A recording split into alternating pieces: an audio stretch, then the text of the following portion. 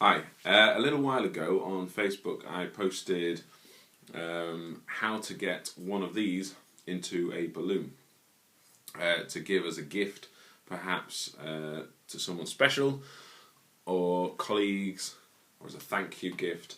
Here's one that I did a little while ago. There's a duck, clearly, or a chick, perhaps for the Easter market. And what I'm going to do is I'm going to show you how to do that, so that hopefully you can add it to your repertoire, have a go, give it as a gift to someone else.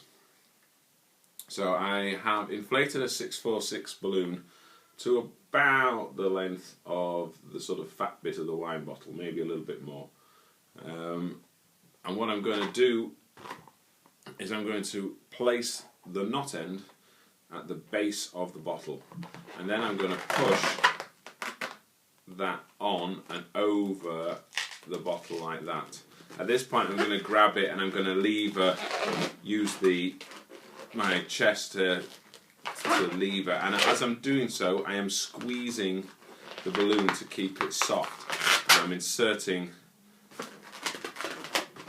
the bottle into the balloon. Now when it gets to this point here, where the bottle is nearly all the way inside, what I'm looking for is the end of the bottle to be up here. And I can help it along its way a little bit, give it a bit more of a squeeze. But what I want to do is keep a little tiny bit of uninflated balloon at the end if possible, so that I can snip a little hole in there. And that's going to let the air come out of the bottle, out of the balloon, and wrap it snugly around the bottle. Okay, so again I'm going to hold it against myself. I'll just hold it down here out the way while I get a pair of scissors. Normally I would actually do this with my teeth, but I don't recommend it. Okay, so I just snip a tiny hole, and as the air is let out, what I'm trying to do, there we go, it's already wrapped onto the bottle, is keep it onto the bottle. Now there's a lot of air left in here, as you can see. What I'm going to try and do is squeeze from the bottom gently, and you can see it pushes the air up and out the bottle, out the bottom.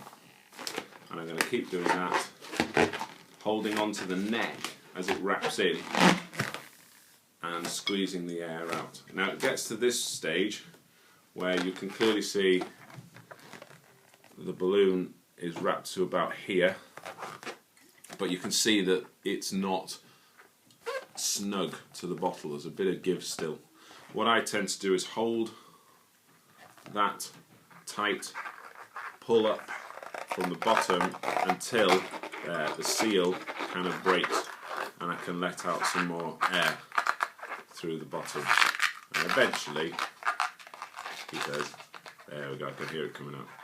Eventually, all the air will be expelled, and I will end up with a snug fit on my bottle. Just going to help it along a bit, there we go. And there we have a snug fit around my bottle there. And it should stand nicely on the table. Good. For the next part, to cover the top, because I like to have the whole bottle covered, I'm going to get another end of a 646 of the same colour. Now for those of you who use a lot of balloons, you'll probably have a scrap one of these left over. If not, like me, you'll have to use 2 balloons. Okay, but don't throw away the rest, I'll explain that in a moment. So we're stretching it, we're putting it on over the top, a bit like a swimming cap, down, and we're letting, sorry, trying to do this away from me, pull it down over the top. Now it doesn't matter if, like me, you've got a few wrinkles here, because we're going to be covering an awful lot of that area with our design to finish it off. Now I said not to throw away the rest of the 646 scrap, because what I've done is I've cut a band from that. So I've cut a small strip from the 646, and this is going to help tie all of the other bits of our design together. So in this case there's a yellow band going around here that holds the beak and the eyes in place. So I'm going to take my band and I'm going to lower it over the top. Now in this particular bottle I'm going to turn it into a dog. Okay, now I've already pre-prepared a little doggy face and some ears, and all we'll do is attach those, using the band. So the band here, I'm going to attach it over the eyes, over the cheeks as well, and that will hold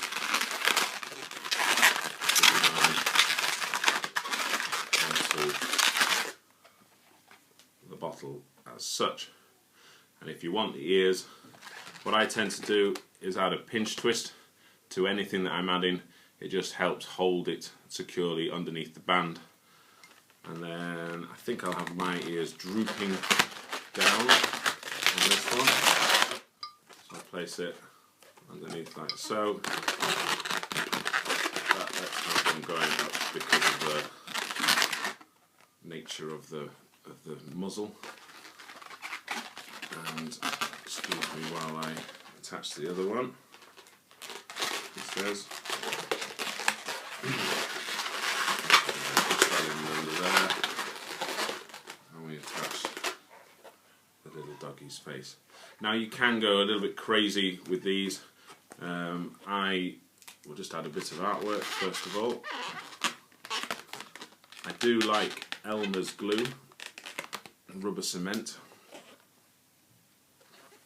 This stuff, I ordered mine off eBay. I'm in the UK. It's a little bit harder to come by, but I managed to get a bottle for about £5. And what I tend to do is add extra details. So here, for example, is a little tail which I'm going to stick on the reverse of the bottle like that. And all you would do with your Elmer's glue, wipe off any excess off the brush. You don't want an awful lot on at once. It's a thin layer, and I'm going to apply it to my balloon. Let that start drying while I apply it to the rear where it's going to attach to. Let that dry just a little bit, and then I get both and place them together. Now a lot of people may use glue dots. I don't particularly like them, but that's a personal preference. Okay, and I'm gluing him on. Hold him for a little bit, let the bond take, and then he's done. So there is my doggy bottle. There is my chick bottle. A really fun way to present a bottle of wine to someone, perhaps as a gift at the end of the school year for teachers. So I hope you enjoy. Thank you.